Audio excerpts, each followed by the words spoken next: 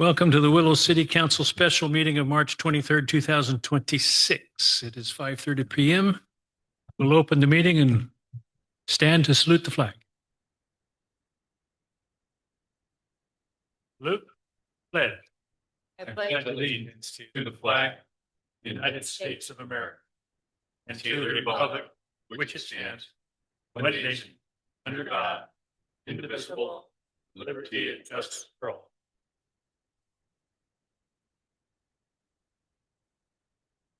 You ever heard a child say the Pledge of Allegiance who said, one nation under God who is invisible? Roll call, please. Mayor Hudson is absent. Vice Mayor Thomas. Here. Councilmember Hanson. Here. Councilmember Pride. Here. Councilmember Busby. Here. Thank you. Having completed so, we'll move on to item 4, discussion and action calendar. All matters on the discussion and action calendars will be discussed and acted on individually. Individuals wishing to speak on these items are asked to complete a speaker card and submit it to the city clerk. Comments should be directed to the mayor or the council members and are limited to 3 minutes. By law, the council cannot take action on items not listed on the posted agenda. 4A, fiscal year 25-26 mid-year budget and general fund forecast review. Recommended action is by resolution to approve the mid-year budget review and recommended revisions. Receive an update from the general fund forecast from Andy Heath and Marty Brown. Very quickly, before I hand it over to Andy, just want to mention Andy has been working with the city for the last 4.5 years. I think the council is aware of that. And he's seen many of our budgets, our mid-year budgets, helped prepare them or did prepare them. He's preparing the mid-year budget this year because, as you know, our finance director left last November, did a little bit of consulting. And our new finance director, Joey Harrison, just started 5 minutes ago. And so it was a little bit fast to ask her to do the mid-year budget. So I asked Andy to jump in. But Joey will be doing the budget come June. So this is the culmination of the mid-year budget for fiscal year 25-26. And with that, I'm going to hand it over to Andy, and he's going to go through his PowerPoint presentation. There'll be plenty of time for discussion and questions. Andy? Great. Thank you, Mr. Mayor, and Marty. This is Andy Heath, financial consultant to the city. What I'd actually like to do for you tonight is go through the mid-year that we put together. And I've been working with staff on this over the last, about a month or so, trying to put together all the schedules on where they're at for the first 8 months of the fiscal year, essentially, and give the council an update on that, where things are tracking. Can you hear me okay? Can you hear me okay? Yes. Wait, hold on. Now I'm getting feedback. Oh, right. You get a little more volume. That little blurb was really clear. Twice. Yeah. Yeah. So can we turn off whatever I just turned on? Yeah, we're getting a little bit of a feedback. No, there's echo. Yeah. Hit the phone. On YouTube. Hold on. Yeah. Something just I was invited to do something. You changed Can you everything. mute your phone? Okay, is that better? Yeah. Nope. Yeah. Yes. There you go. No, I'm getting feedback. Hold on a sec. Do you have to have your phone on? Andy? Do it through- Yes, I do. And we need to. Now unmute your phone.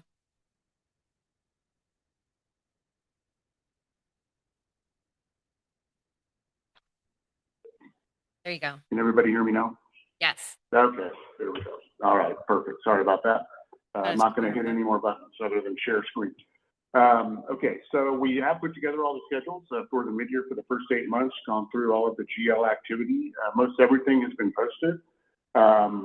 Didn't see anything that was not posted correctly or too many errors or issues along the way. I did have some questions, and staff was able to work with me to resolve most of the questions, which you'll see as part of tonight's presentation and in the schedules that have been put together for your review. So with that, I'm just going to go jump right into the presentation. Sharing is not turned on. Can you turn on sharing? Give us just a second. Audio. Okay, let's try that Hasn't- again. Still not turned on. What? Send a request to turn it on. Okay, let's try it now. There we go. All right. General fund forecast, share. Okay, you should see my screen.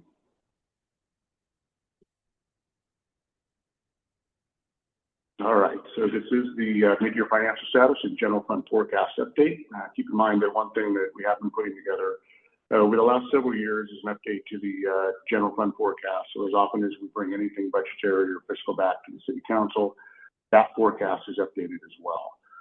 So as part of tonight's discussion, go over the mid-year budget review process and some of the things that were considered as part of that review. We'll look specifically at the general fund revenues and expenditures and then go into the financial forecast once we talk about those. We'll look at the enterprise funds that the city has for water and waste, actually just wastewater now. And then other fund groups and special revenue fund updates have kind of a high level review of some of the things and just some notes on certain funds in your other fund groups, and then entertain any questions or discussion that your council might have. Looking at the mid-year budget review process, so one of the things we did do is we actually went through and updated all the fiscal activity for 24-25. Keep in mind that that fiscal activity has been audited. So most of the, if not all, of the information that came out of the audit has been updated into the general ledger and is embedded in the numbers that you're seeing in the schedules with the mid-year packet. So all of that is done, and the audit, I think we're just waiting for the final audit itself, but it is all done. Another part of that is to make sure that we have correct fund balance carryovers coming into fiscal 25-26, so that you have an idea of exactly how much money is available in each fund for the balance of the year, and then more importantly, after this year, what's available for next year. We did consult with staff as required to obtain updated baseline budget information for 25-26, particularly on the capital side, where you've got a major project, actually several major projects going on in the city with the city sewer system, and then with the Sycamore Park project. So all of that has been updated and worked with staff to do that. Incorporated significant cost drivers into the budget, where we did look at the public safety contract, and we realized there's some things going on with the public safety contract for the upcoming years. However, knowing that, what we did build into the forecast is the budget that you currently have this year plus an inflator into next year's of 3 or 4%. So that's pretty much all that is built in for the public safety contract. And then anytime we have any grant or capital carryovers, we'll mention those as well. And then we reviewed revenue trends and forecasts impacting the budgeted funds into the future. Looking at the city's general fund, so when the general fund was adopted, it anticipated essentially a surplus to reserve, meaning that revenues were higher than expenditures. We had $7.6 million in revenues, about $7.3 million in expenditures, so about a $319,000 surplus was anticipated when the budget was originally put together.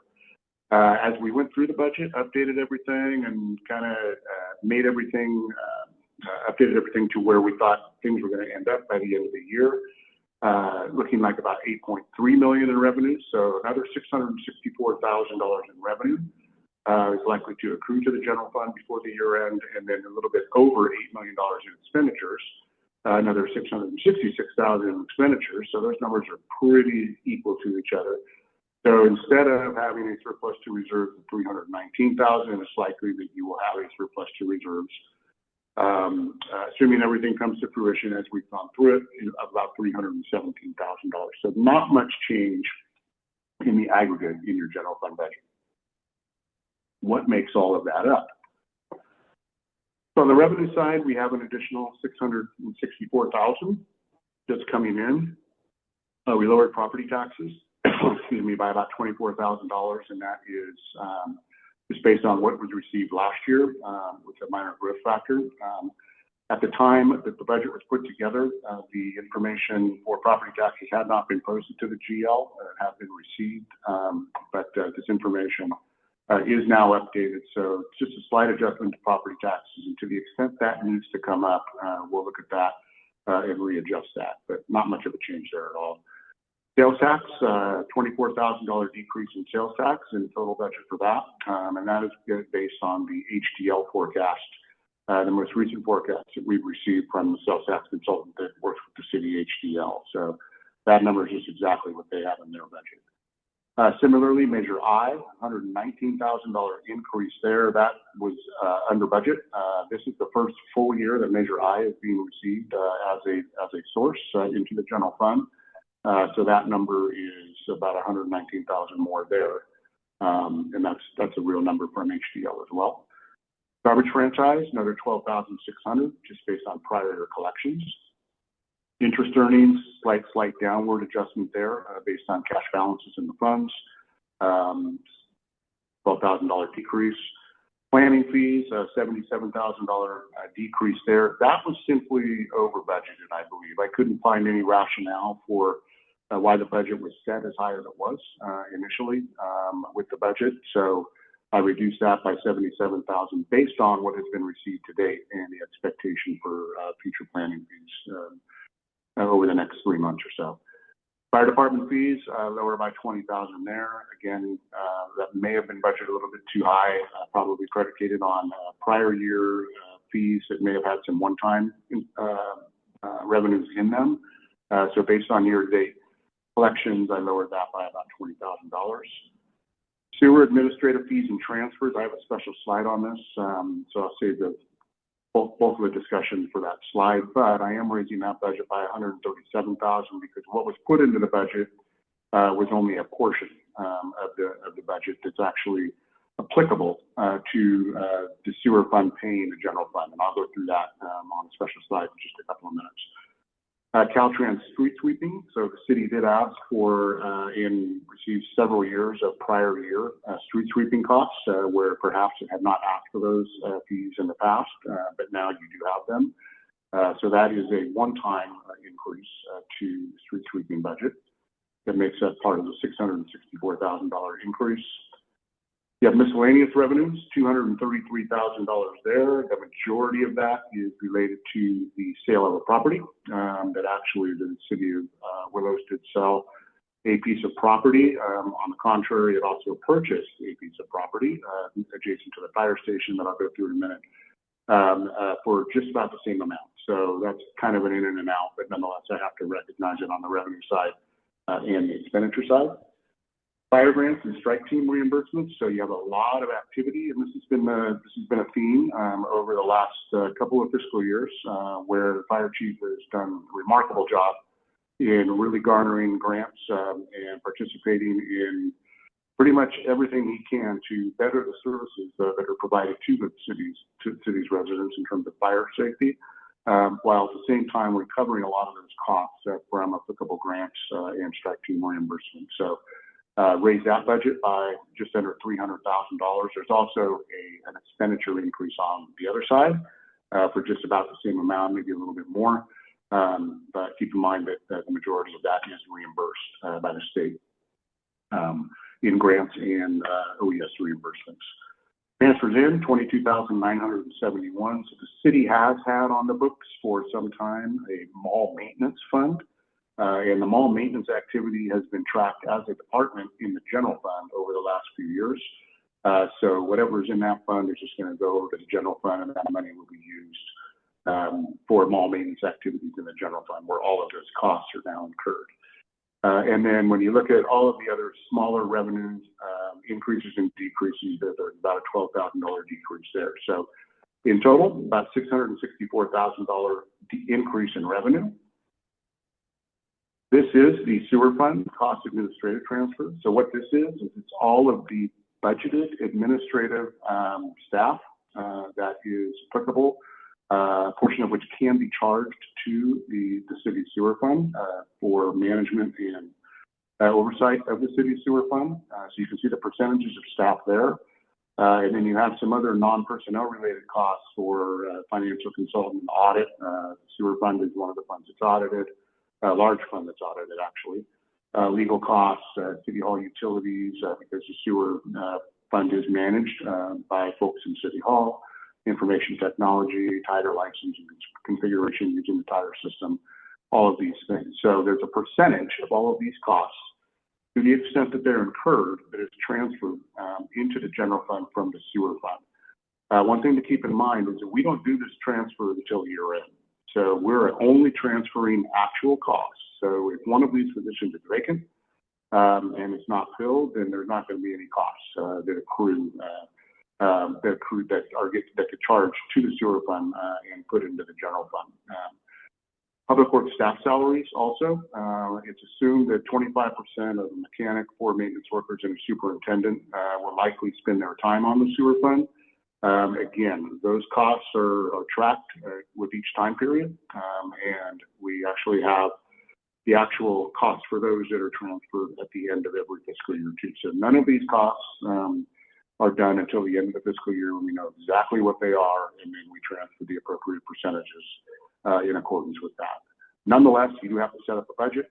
So the budget for that right now for all of these costs, assuming they all are incurred for 25-26, is $265,000 and change. Looking at the increase in appropriations, it's being recommended, again, like the revenues, about $666,000 more in expenditures for the city managers. For the city manager's office, we have the addition of the city's, I think, 140th birthday party that was added to the budget this year. So that is part of that. You have some membership costs, I think, for ICMA, and then some health benefit costs were increased as well. Health benefits are likely going to go up maybe a little bit more with the recent issue that transpired with the former health insurance provider, which I think was Fire Management Systems, that actually decided they aren't going to do health benefits anymore and assessed every member city a certain amount that will show up in another area of the recommended increase in expenditures. For finance, you have some lower contractual services costs, about $4,200 there is being saved. In planning, that's a budget correction, $62,000 decrease in planning for allocated costs. That probably wasn't set up right with the outset of the budget.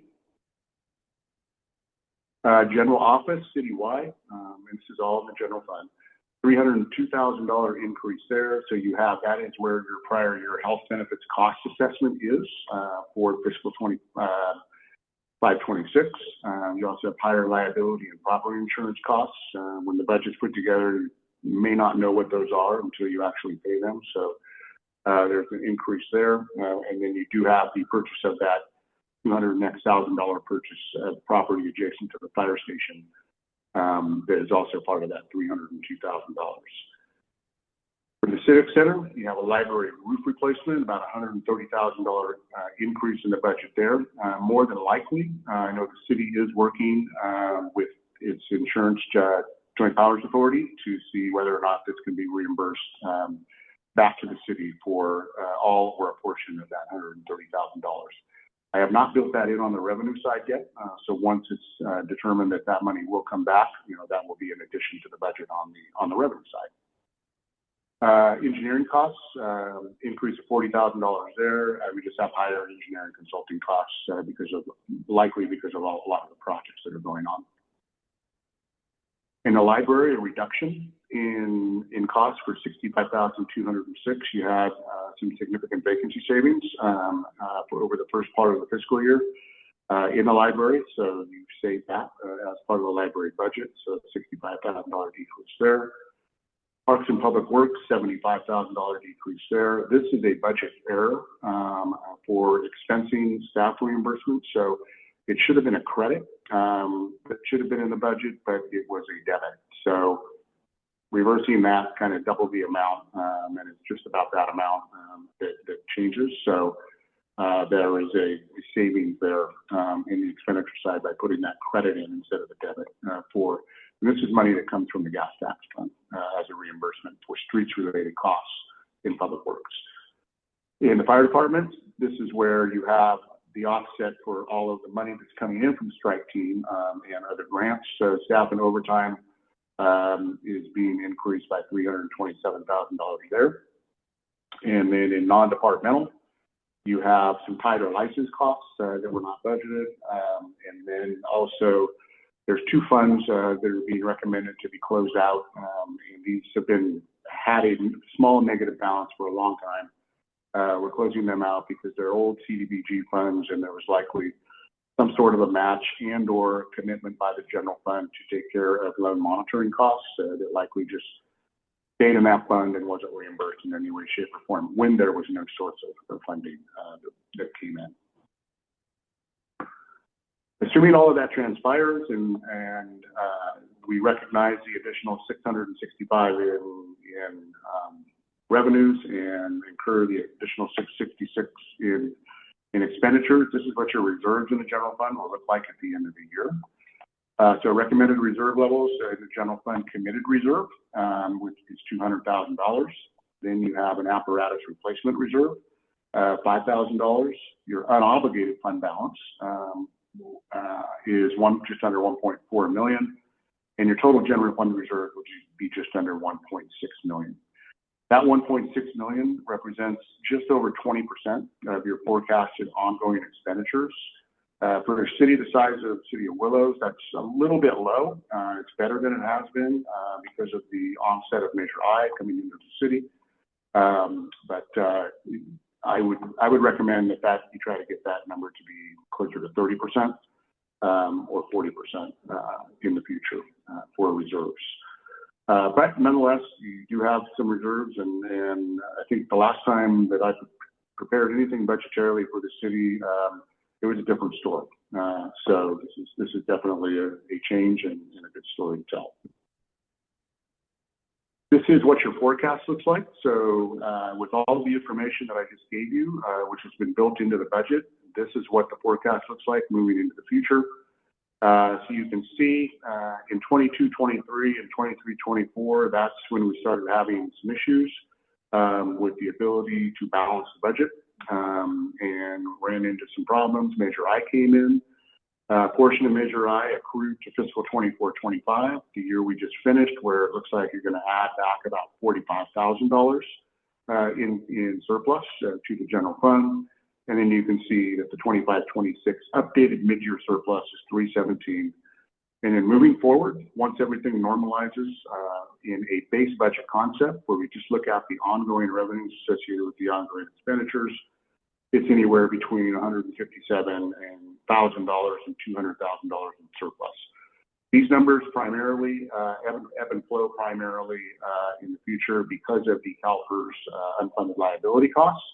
So you're going to see those move around quite a bit. And I'll talk about that when I get to the CalPERS slide. This forecast assumes all of your positions that you have currently authorized are filled as of March 2026 moving forward. So we've assumed every position is filled since March 2026 and for every future year in the forecast. The model only includes negotiated salary increases, and it includes, again, the existing police services contract and the CalPERS UAL with certain cost inflators built into those. So the forecast looks good. It looks a lot better than it's looked in the past. These are your CalPERS costs. So you can see there are three components of costs that make up CalPERS. You have your normal cost, which is the cost of payroll. So this is for the cost that is paid as a percentage of payroll by the city for existing employees. Then you have your unfunded liability costs, which is the orange portion of the bar. That is the amortization of the UAL. You can see that went away for a couple of years because you issued a bond for the UAL. But in a couple of those years, CalPERS did not do so well in their investment portfolio and actually did not meet their discount rate. So as a result of that, a new unfunded liability comes back, which is why you see the orange bar reappearing starting last year in fiscal 24-25 and growing a little bit until 28, 29, and then starting to come down again. The yellow portion of the bar is your CalPERS bond debt service cost. So that is a fixed amount that's paid every year. So luckily you did issue that bond, because had you not issued that bond, those orange bars, I'm afraid, would be a lot higher than they are right now. So CalPERS costs are somewhat stable once you get to 27, 28. One thing I do want to mention is the CalPERS is currently undertaking what they call an experience and modification study, which they do every 4 years, where they're looking at all of the assumptions that go into the actuaries that are prepared for each entity every year. Some of those assumptions include payroll growth. Some of them include how long people are living, how long people are waiting until they retire, what they're making when they retire, how many years they're serving, because all of those things have a certain assumption factor that's built into the actuary reports, which make up that orange portion of the bar in the future. Every 4 years, CalPERS goes back and adjusts all of that for the reality of what actually transpired, and then they change their forecasts from an actuarial perspective moving forward. That's likely to result in a slight increase to the UAL. I have never seen an experience and modification study done that results in a decrease. So we'll wait and see what happens. I think that information will come out likely in September of this year. So we'll let the council know when that comes out. This is your fund balance. So this includes all your committed and unassigned fund balances in the general fund. So you can see 25, 26, about 20%, and it grows to about 30% in 30, 31. And this, of course, assumes that all things in the budget built into the forecast come to fruition. Keep in mind that there really are no negotiated salary increases that are built in at this time, as there are basically none. So these numbers will likely go down a little bit just once the salary increases, if they're provided, are given. So good reserve levels. Moving on to the city's sewer fund. This is the only enterprise fund you have right now. So we adopted a budget with $2.3 million in revenue, $4.9 million in expenditures. Significant amount more in expenditures and revenues, because you are spending actually all of your bond money that you got several years ago towards a sewer improvement program and capital projects associated with that. As of 6/30/26, we're projecting that the revenues will be about $33,000 higher at $2.38 million. Expenditures just under $5 million, so not much of a change in either of those areas. At the end of the day, assuming we do spend almost $5 million in expenditures and spend the majority of that bond money that's available, we will still have $2.4 million in sewer reserves. And of that amount, $787,000 is reserved. A small portion, I think about 200 and something thousand, is left in the capital money from the sewer bonds. So you're spending a huge amount of that. And then the other $500,000 is debt service reserve that can't be touched. That's part of that $2.4 million. So high capital to align with the capital improvement plan. So you got $2.9 million in capital expenditures of that $4.9 million. Revenues include payments for sewer loads from Arbuckle. So that is most of the increase, the recommended adjustment to revenues. The increase side is from those sewer loads from Arbuckle. Expenditures include the CalPERS UAL and health benefit assessments, so that's why those went up. They didn't initially include those. And because the sewer fund does have a component of staff that's ultimately charged to it, they do participate in the UAL and the health benefit assessment. And then the unobligated working capital as of June 30th, 2026 would be about $1.6 million. That is the difference between the $2.4 million and the $787,000 that's reserved. So decent reserves in the sewer fund. Moving on to your transportation-related funds. So for gas tax, you had a budget that $181,000 in revenues, which is mostly gas tax revenue and a small amount of interest. $357,000 in expenditures. It's more likely to be $187,000, so an increase of $5,900 there, and then an increase actually expenditures of about $71,350. If we do all of that, the projected gas tax fund balance at the end of the day will be just over $32,000. The forecast for the revenue is based on the most recent information available from the California website. It's put together by Michael Coleman, who works with the League of California Cities and does a really good job at estimating gas tax receipts. So I think the latest update he did was in January, so this incorporates that information, and then we got a little bit of higher interest earnings. Additional expenditures include capital costs for the Oak and Madrone Streets project, so that's what makes up that amount. And then the balance of the money that is not capital related, in other words, the gas tax does go for streetlight expenditures for the city, street maintenance costs, and that's a portion that's transferred to the general fund, and then other staff costs as necessary. Your Road Maintenance Rehabilitation Act, otherwise known as RMRA, SB1 funding, $165,000 was originally budgeted. It's likely to be about $173,000 by the end of the year, an increase of $8,000. Expenditures were budgeted at $250,000, likely to be $15,000 higher at $265,000. The revenues include, again, the amount that was forecasted by Michael Coleman in January for SB1 money, so that's the increase there. And then, like the gas tax fund, you do have some additional expenditures that include capital costs for the Oak and Madrone Street project. Assuming we do all this and we spend a full $265,000, so there'll still be about $100,000 left in the RMRA fund, SB1 fund, that can be used for future transportation costs. RSTP and STIP fund, so Regional Surface Transportation Program, I think State Transportation Improvement Program fund, and these are funds that come from the state to the city for transportation related costs. Typically get about $100,000 a year, sometimes more, into this fund. This year we actually received $111,871, so we got another just under $12,000 there. That money is going to be used for street signs and materials and the Oak and Madrone Streets project. So all of the money in this fund, rightfully so, should be spent by the end of the year on eligible street projects and transportation projects, which is why at the end of the year, you're projected to have no fund balance remaining. Moving on to the library fund. So this is your county library. This fund also accounts for the library literacy pass-through funds. So the adopted budget was $153,000 on the revenue side. It's likely to be about $126,600.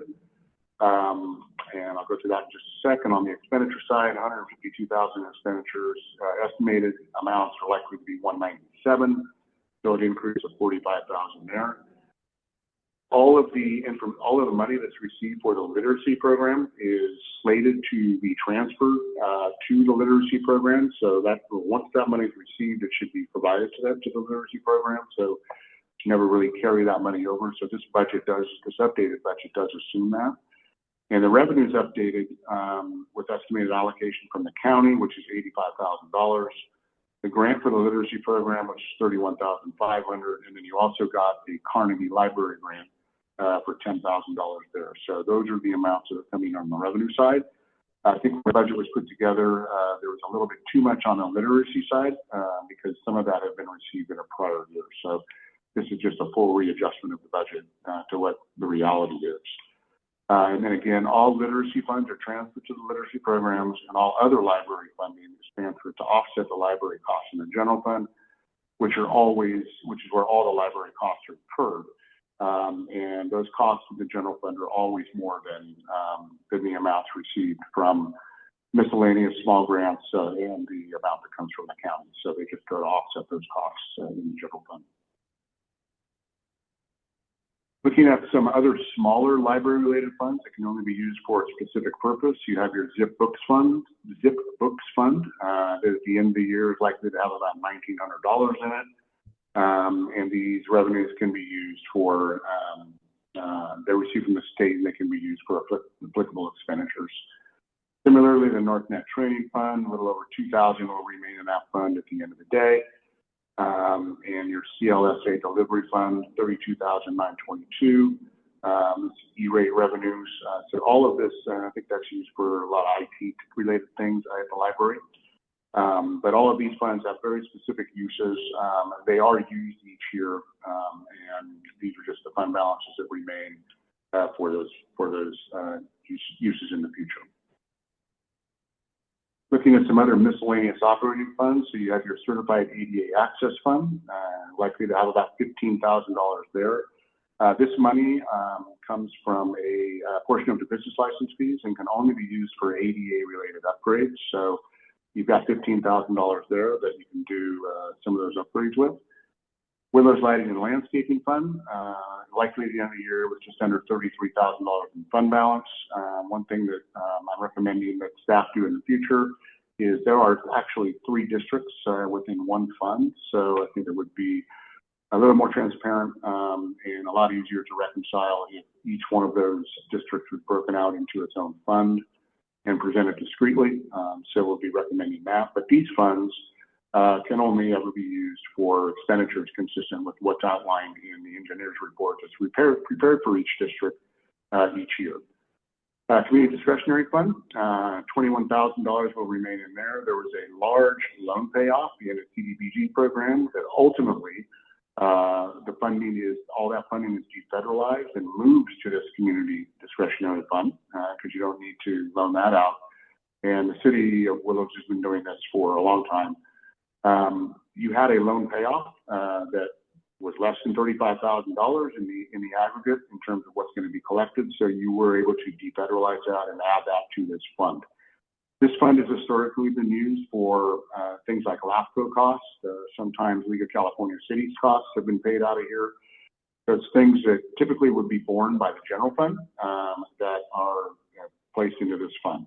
Now that this fund has a little over $21,000, it's likely to be left in it at the end of this fiscal year. You might have the ability to defray a few more general fund costs in the future into that fund. The Mall Maintenance Fund, we mentioned that earlier with that transfer in that's coming into the general fund. So we're moving the fund balances left in that fund to the general fund because that's where the mall maintenance department is and all those costs are tracked. So that will be closed out. State Recycling Grant Fund, $8,900 there. There's no activity budget in this fund, and this can be used for recycling related activities. So like the ADA money that comes in for ADA purposes from the business license, this is a grant that comes in specifically for recycling related purposes. And what I see a lot of cities doing with this grant is actually purchasing those garbage cans that have separators and sorters at the top of them that can be used for recycling activities and placing them in their parks. So something the city might want to consider in using that $9,000 that will be available. For the CDBG housing funds, you have the CDBG housing fund, which is likely to have no fund balance. So this is the money that receives payments for the loans that you have, housing rehabilitation loans and the sorts, and this is where you receive that one payoff. So each year, anything that's received by this fund is actually transferred over to that community discretionary fund that I just mentioned a slide ago. CDBG over-the-counter fund, so you have just under $1.8 million in there, and that is based on the prior year repayment of the Rumiano Cheese Company loan. So that money is real cash sitting in the bank. Those revenues are updated to account for interest earnings. And then you also have expenditures now including costs for a civic center door, which I'm told was actually an approved item through HCD that can be done by the city. And is now budgeted out of that fund. This $1.79 million is what will remain, assuming that civic center door is done. And those remaining funds can be used and or loaned as authorized by the Housing and Community Development Department of the state. Home Program Income Loan Fund, fund balance, no fund balance there. And again, this is one of those funds that has had the same negative fund balance for a long time. It's a very small amount. But we'll close that fund out and transfer those costs out of the general fund. Okay, projects operating funds. So these are for projects. Most of these have to do with the Sycamore Park project. Clean California grant is one of them. So the fund balance is expected to be zero. That's because anything that we spend towards the Sycamore Park project, which is about $300,000 this year, I believe, is going to be requested in the grant. So you had a $3.9 million grant from Clean California, and you're going to carry over about $3.6 million of that grant to be paid in the future towards the park project.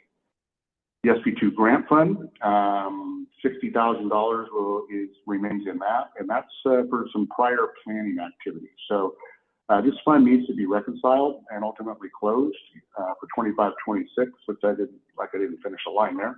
But more than likely, these costs were incurred in the general fund in the planning area. So we'll do a little bit more research on that and likely move this $60,000 over to the general fund and close this fund out. Parks grant. So the Parks grant is another, it's a Prop 68 grant for Sycamore Park, and also you receive the CARES Act money that the county shared with the city towards the project. The fund balance at the end of this year is likely to be about $172,000, and that money will be carried over, similar to the $3.6 million in the grant for the Clean California grant, and used for future park project expenses. The USDA RDBG grant fund, nothing in there. This fund accounts for USDA grant activity. Any of these remaining funds, and there's a small amount, are expected to be carried to 26-27 for eligible expenditures. There's not much in this fund at all. Home grant fund, $6,200 there. And this fund accounts for Sycamore Street Apartments project. So they have not started paying back their loan yet. And I think it was a $5 million loan. Ultimately, when those funds get paid back, similar to the way Remiano Cheese paid theirs back, this will become program income to the city and can be used for applicable purposes consistent with HCD requirements. So, but nothing yet. And the money that's in there is former admin money that was received as part of the original grant that is being used towards administrative expenditures for loan monitoring costs. And then as more money comes in, you'll be able to use it for future loans. Finally, these are your impact fees. So the city has an array of impact fees, and these are the anticipated fund balances as of June 30th, 2026. The fire impact fee will have just under $3,000. And you might recall that while we had the debt service for the fire truck, the prior fire truck, we were actually using these impact fees towards that, and then that debt service went away. So now you're building those impact fees back up in the fire impact fee fund, just under $3,000. Police will have just under $66,000 in it, and this is something that you may want to consider to the extent applicable and appropriate for the Glenn County Sheriff's Office contract payment in the future. Storm drain, $166,709 there. Library, $112,000 and change. Streets, just under $200,000 there. Parks project, parks impact fees, $317,000 there. And then your I-5 interchange impact fee, $418,000 there.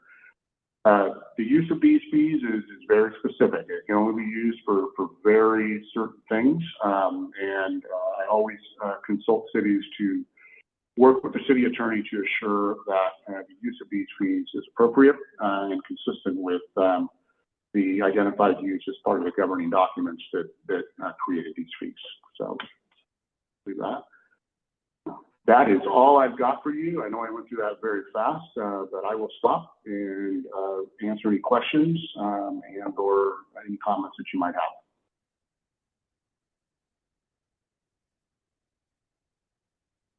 Who wants to go first? Hey, Andy. Thank you very much for that. You Matt bet. here. Yep. Okay. So we have a $296,931 in strike team surplus, which is awesome. Congrats to Nate. I know that that's an extraordinary amount of revenue. How much of that is bankable year over year? How much of that revenue do we recognize in our budget year over year?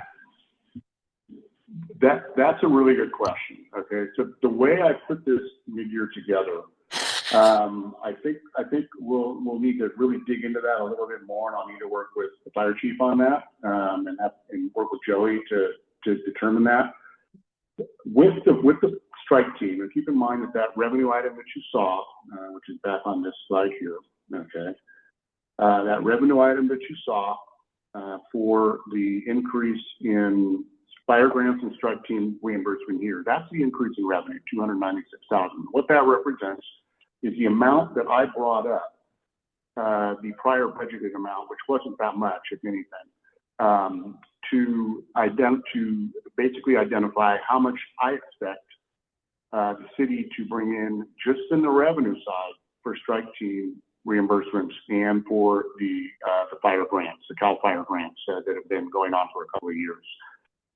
The other side of this equation is, keep in mind, whenever you have a strike team, this is all the money that's coming in. So it's the reimbursement money that's coming in for overtime that's being incurred by the fire department. It's grant money that's being incurred for maybe contractual costs associated with weed abatement, and all of these things. All of these costs are embedded in the fire department's budget and have been adjusted as such to account for what I think is going to transpire.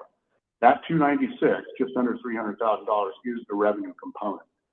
On the other side of the equation, you have the expense component, which is right here. Okay, so this is where I'm accounting for the expense. So there's actually a little bit more on the expense side that's being accounted for than there is on the revenue side. And I do this purposely so because this is all I can identify and it's conservative. So to really answer your question, council member, what I think we need to do is work with Nate and determine exactly how much over time has been charged for each of these events that has been reimbursed, and then ultimately what the net surplus is or the net gain by the general fund is, and it should be something, because if you have strike teams specifically, you should be putting money back in the bank, because there's a component for apparatus and there's a component for admin. It's typically not a hard cost, a direct cost. It's more of an indirect cost.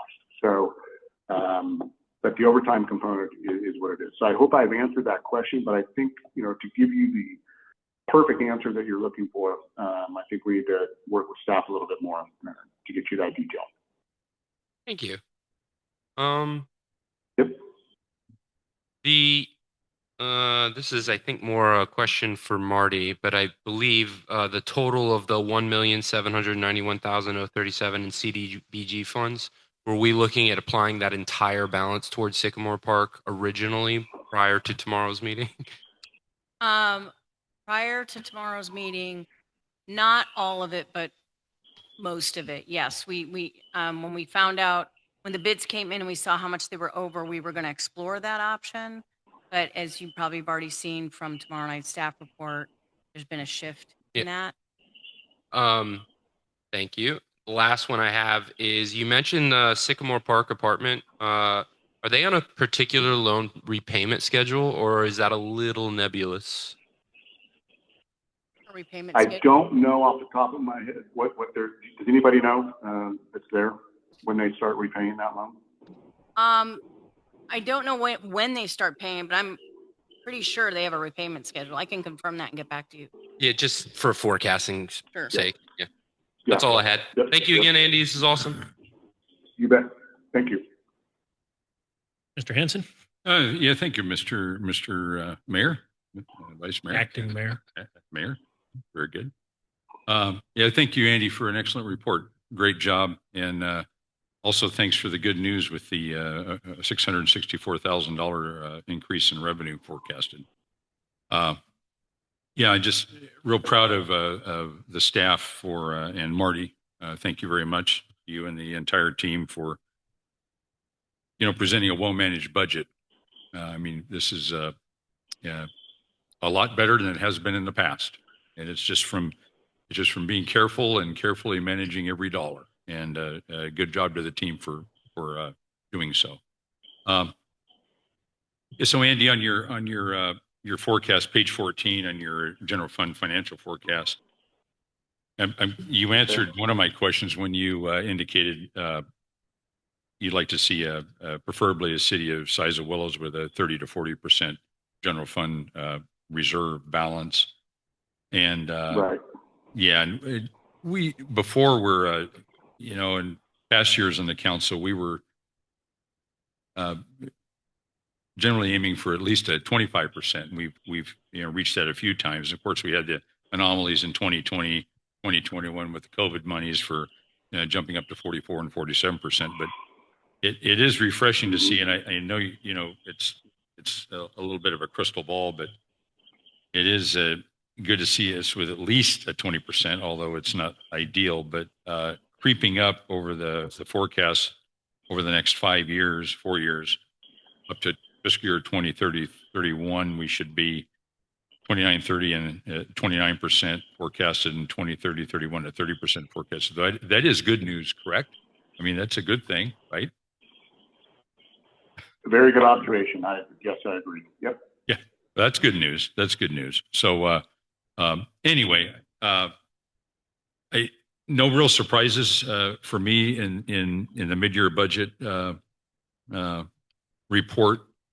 I just want to again just really thank staff for really micromanaging the budget. Willows is a fiscally conservative city. We have to be, and it's proved effective, especially with our seeing some revenues, some initial beginning revenues from the Measure I sales tax coming through. And yeah, I'm glad you mentioned that a couple of times. You mentioned that in a couple of years past, Andy, also about our successful pension obligation bond, which really saved the city from serious financial peril. But I just can't let CalPERS off the hook. I've said it before, but the mismanagement of their funds is insane. Their whole job, as we know, I know I'm speaking to the choir here, is to maintain a healthy retirement fund and benefits fund for the employees and the retirees. And this green, politically correct financing not financing, but investment schemes that they run here on why they're not investing in lawful American products and resources is beyond me. But it's just shame on CalPERS. Shame on CalPERS. And I tried to participate in the last CalPERS town hall and submitted questions. All of my questions, my plea was, please don't ignore my questions. My questions were completely ignored, and they all centered around what I'm speaking of right now, investments. They were completely ignored from the CalPERS representative. I can't even think of her name. I don't want to think of her name. I'll look up her name next time she's up for election so I can vote against her. But the town hall was a complete joke. It was a complete joke. My questions were ignored, period. So thank you, CalPERS, for doing a terrible job. So that's really, sorry, Andy. I just had to say it. And really, my only real question on here is, and Andy, this may be more of a Marty question as well, but the Arbuckle sewer loads, what's the approximate revenue received? I don't want to, this may be an unfair question right now, but Joe's not here tonight. I'm just curious what approximately that revenue received was so far. Joe is out there. I want to say, Huh? I think it's about $23,000. 23,000. If I remember right. Yeah, I thought it was between 20 and 30. Okay. Yeah. How long is that going to continue, Marty? Yeah. I think it's over. Wasn't it a short-term, one-time thing? Yeah, we did it. We kind of helped them out. Yeah, they were having some issues. Yeah. Okay. All right. Very good. No, that's all I had. Excellent job, Andy. Thank you. Thank you. I'm really pleased that you've stuck it out with this. You're worth your weight in gold. So excellent work. Thank you very much for everything that you do.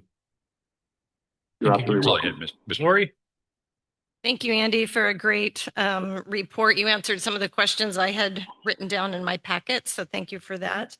I'm curious, Marty, do we have any, or when will we know if the insurance is going to cover the library roof? Do we have an update on that? We're submitting the final paperwork this week. It took a while to get some of the invoices from all the different entities. So we'll hopefully know, within the next 30 days. Sweet. Keep you posted. do we have a sense if it's going to be full coverage based on our policy, or is it just waiting to see how much they might? They did give cut? us 39,000, I believe, upfront, so that would have to be deducted. But we're waiting to see, but we think that everything should be covered. Okay, so that'll offset the 130,000 or whatever. Correct. Yeah. Yes.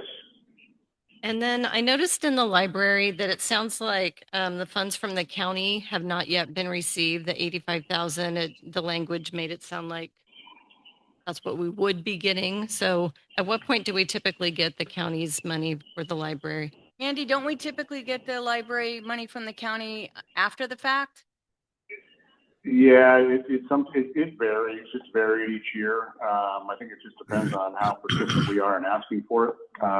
But typically towards the end of the year, Yeah, because they don't end of the approve fiscal their, year. they don't approve their final budget really until October, right? And so Right. I feel like it's around that time frame when we usually get it, but it's back, it's going back in time. It's not, I don't think it's forward. So we haven't, for this fiscal year, we haven't yet received their contribution. I don't think so. Andy, do you know if we've received the contribution? I don't think so. Not yet. No. The language made it double sound check like that. it was a pending receipt, so that might just be I can something confirm to that. follow up on that. We'll follow up on that for sure. That's all I had specifically. Thanks again, Andy. Great Thank you, Laura. report. I just have a You're couple welcome. points. The mall maintenance fund of 22,971 is to be moved into just the general fund. Is that correct? Right. Right. Does it just kind of get lost? Because I think that parking lot's going to need to be resurfaced or resealed. Yeah. So it did. I think it's just been one of those funds that's been sticking around with really no infusion of revenue for a considerable amount of time, and at the same time, no expenditures in that fund because all the expenditures have been incurred in the general fund. So the general fund is taking care of all those costs, but you've got this residual money that's sitting over in the mall maintenance fund that was collected previously that nothing has been added to defray those costs that are incurred for mall maintenance. So that's why we're recommending moving that money. Well, to me, it's one of those things as the parking lot deteriorates and we try to drive more economic activity downtown, we need to make sure it looks good. And I'd love to be able to continue pursuing a Absolutely. EV charging station down there. So that would all be part of that same Yeah. process. Not Yeah, that it's so it's- bad to move it I that way. mean- I just had a question about that. And Yeah, if it's council's purview, you can actually, and we can bring this back, when we work with the budget, as part of fund balance and create one of those designations, if you'd like, for those sorts of things, with that funding, because it is funding that's coming in, that's just covering a smaller amount of expenditures that they're incurred each year, but nonetheless, you do have expenditures each year, but there's no real capital type expenditures that you mentioned. That these funds could definitely be used for. okay. So the apparatus replacement fund that you report on page 11 for the apparatus replacement reserve of $5,000. The council voted earlier this year or late last year that the strike team Apparatus reimbursement. equipment reimbursement from the state would go into that reserve account. And I thought we should have around 180,000 in. So that hasn't been reconciled yet because not everything's come in. So we are planning to do that. It just didn't make it into this because we haven't reconciled how much is equipment and apparatus versus other reimbursements. So when we do that, we haven't forgotten. We're all know about it, but it just didn't happen for the mid-year budget because we're not done. I think Nate would not let you forget it either. No, I don't think he will. He's brought it up before. Yeah. This question might be better. And that's, Go ahead, Andy. oh, I just wanted to mention that was sort of the answer that I was trying to give also to the first council member's question on the reconciliation between the revenues and expenditures between the strike team. Once that's done, all that will become crystal clear. So that's Okay. later. Reconciliation. This question might be better for Gretchen or Marty. do we need to allocate in this budget 25-26 anything for the cost of mediation that we've started with the sheriff? Or will that all fall into the following fiscal year? I would recommend that we wait until the following fiscal year because we don't know what to allocate at this point. I don't think we would just be tossing out a number. So Do we have any idea what a mediator is going to cost us? And we're going to have to only pay half of it, right? And it just depends on. Mediators can be expensive. Yeah, I haven't out to get. also how long you engage the mediator. I mean, if it's one meeting, one and done, well, then it won't be too expensive, will it? But if it's not, I don't suspect it'll be one and done. agreed. And this is just for next year's budget. I'm on LAFCO as vice chair. And as part of that, I'm on the budget committee. And it looks to me like the LAFCO charge, the city will be the same as it was last year. That's good. We like hearing that. And things stay the same. Good for budgeting. I Consistency's good. don't think I have anything else at this point in time. It's for a guy that lived and died by a profit and loss statement. It's really hard to understand budget-based accounting because you got the expense and you got the revenue, and normally there's offset to. Never mind.